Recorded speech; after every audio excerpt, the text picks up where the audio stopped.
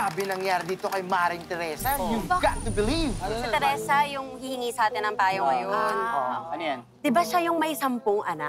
Alam ko 8 doon, galing sa una niyang partner for 20 years. Ay, alam niyo. Meron din ako kilala, 11 years, tapos naghiwalay. Ito pa, isang Ay, esposo kilala dito. namin yan. Tumpak ka dyan. Biruin nyo 20 years sila nagkasama ng partner niya. At 20 years na nakatira sa isang bubong. Paano mo naman nalaman? Bahay na Minana. At ito pa, ito balita. ano yan? Ito pala, nung namatay yung partner niya, bigla namang pinalayas ng kamag-anak. Hindi lang basta kamag-anak. Pinsan pa mismo yung nagpalayas. Teka, parang too good to be true naman yung kwento. Talaga. Sandali, bakit nga siya pinalayas doon? May karapatan ba silang palayasin siya? Ito nga hirit ng pinsan kasi daw tong si Teresa, hindi naman legal na asawa, kaya ito, daw, walang karapatan. Teka, tama ka. Pagpalagay natin hindi sa legal na asawa, yan Teresa na yan. Paano yung 8 anak? Exactly. Di ba may karapatan yun doon sa bahay na iniwan ng daddy nila? Ay, nako, alam nyo, hindi na to kaya ng powers natin. Tito Boy, kailangan na po namin ng powers ni Kuya Alan at Ate Pia.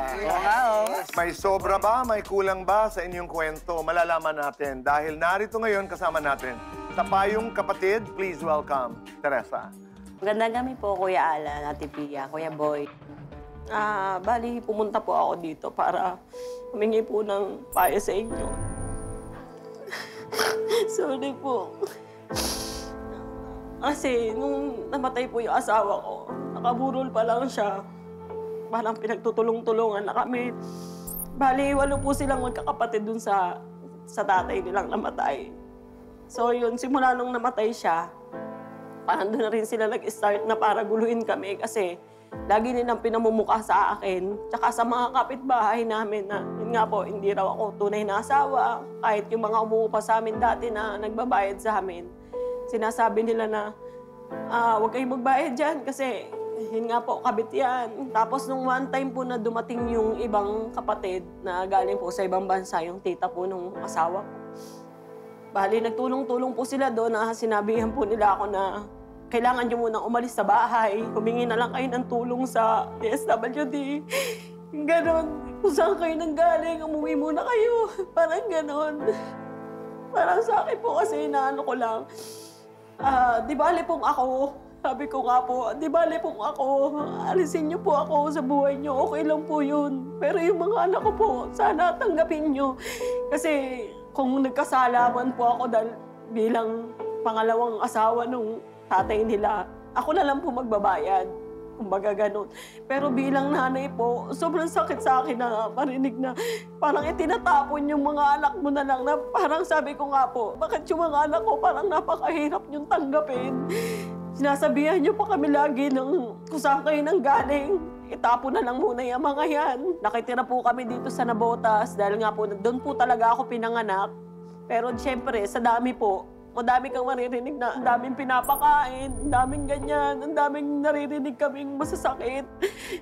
Kaya sabi ko ka, eto na siguro yung way para makahingi kami ng tulong na maayos yung mga bata po. Yun lang po talaga gusto ko. Dati kayo'y nakatira saan? Sa E. Rodriguez po. At dati sa inyo nag-uupa yung mga Opo, yung tatlo. Nung magkasama pa kayo ng asawa mo? Opo. Hanggang sa namatay po siya, 1 year. Nagka-pisikalan yata ang Opo, isa sa mga anak mo. nagka-pisikalan. Paano yun? Anong nangyari? Bali kasi po, yung time na yun, hawak ko pa yung umuupa. Tumawag po siya sa akin. Sabi niya, madam, nagkausap na po kami ni Ryan. Bali, hindi ko na daw po pwedeng ibigay sa inyo yung upa kasi nga po, hindi naman daw po kayo yung totoong Sino asawa. si Ryan? Yung Ryan po, yung pinsan nung asawa ko. Ginawa ko, pumunta po ako. Nasa Nabotas po ako noon. Pumunta po ako ng Quezon City.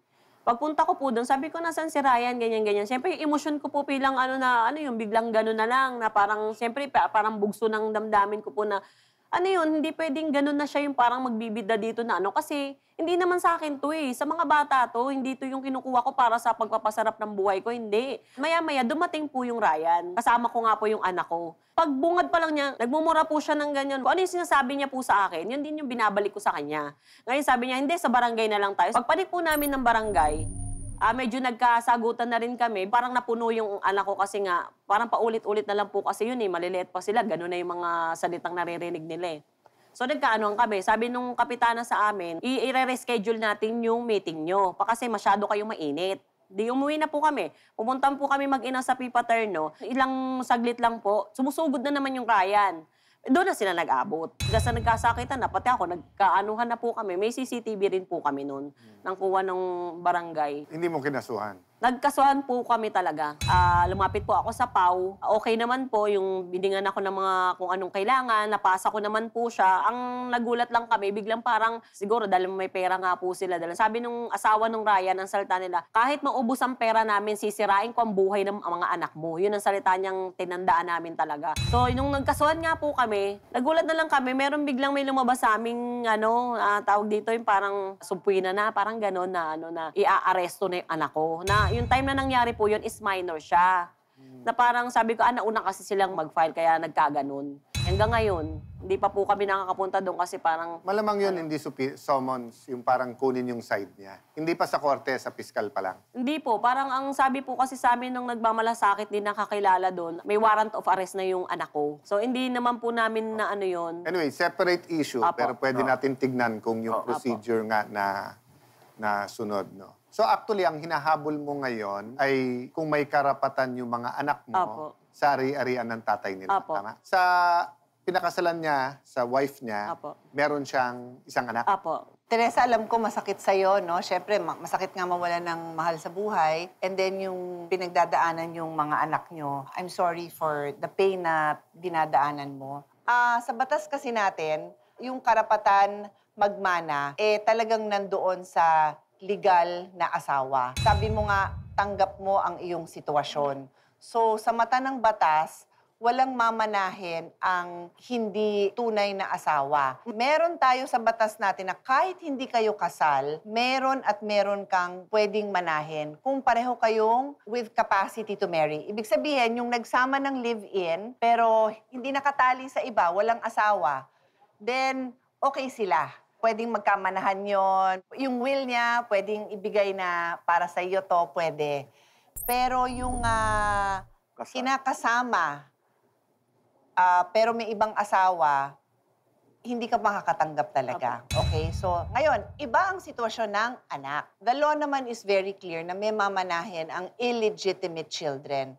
General rule, again, for everybody listening, it's 1/2 of the share of a legitimate child. Pero, ito pwede lang kunin sa free portion. Yung free portion, yun yung walang eridero under the law na kailangan tumanggap nun. Kasi under the law, sabi, ang anak, half ng share ng kanyang magulang ang kanya. Ang nanay o ang tatay ng naiwan, half nung anak. Halimbawa, gawin natin sa 1,000 pesos. So, half nung 1,000, sabi ng batas, 500, dun sa anak. Yun ang unang kinikilala ng batas yung anak. Anak. Yes. Okay. And then, half ng 500 sa asawa. So, 250.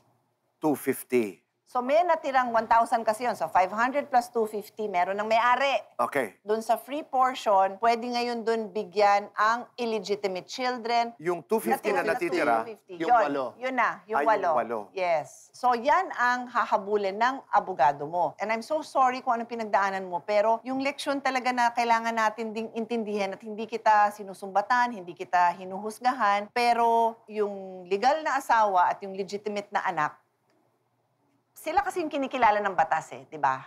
Pero sabi din ng batas natin hindi, kasi hindi naman kasalanan ng anak mo, na napanganak sila sa ganung sitwasyon, so meron naman silang ihahabol. Susundan ko lang yung sinabi ni ate na in this case, wala na tayong magagawa. Hindi naman natin makakausap yung kinasama mo, no? It's more on sa iniwan niyang will na may questions din, no? So first point, may properties ka, may concern ka, huwag mong hintayin na may sakit ka na, may tanning, may problema, consult a lawyer. So point number 1. Point number 2, pagdating kasi sa inheritance sa Pilipinas, may sinusunod na formula ang batas. Unlike sa ibang bansa na pwedeng isulat lang, no? And I'll go back to that, no? And then point number 3, yung application ng law ay depende din sa facts. So yun po yung sinabi ni ate kanina na we will make our lawyers available, isa-isahin natin lahat ng properties. Okay, going to point number 2, bakit? Pag may will ka, more or less, hindi ka na manghuhula. Alam mo na kung kanino mapupunta. So, tama yung sinabi ni ate, ang point lang, nag-iiba kasi, Kuya Boy, depende yung ilan ng anak. Yung third point, bakit hihimayin yung properties? Kasi, kung mapapatunayan mo na yung iba sa binili ng asawa mo, o halimbawa sa bahay niyo ngayon, pinaganda nyo yon at yon nag-contribute ka rin. May pera kang nilabas.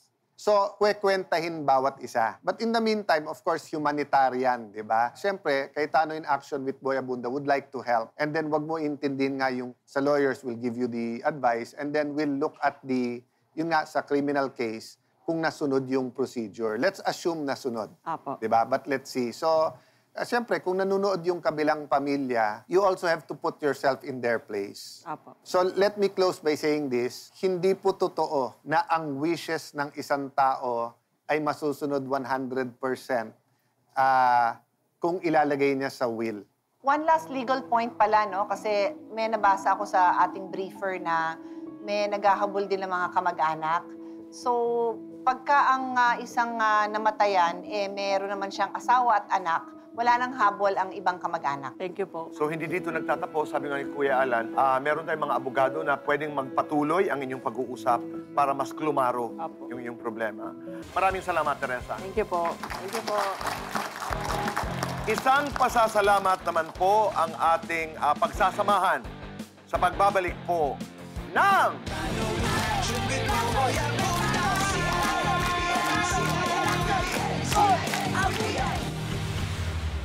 Matapos makausap si Kuya Alan, isa pang abogado ng Cayetano in Action ang sumama kay Ate Teresa para makonsulta at mabigyan pa ng karagdagang legal na payo. Para makabuelo, binigyan natin si Teresa ng munting sari-sari store na maaari niyang pagkakitaan at palaguin.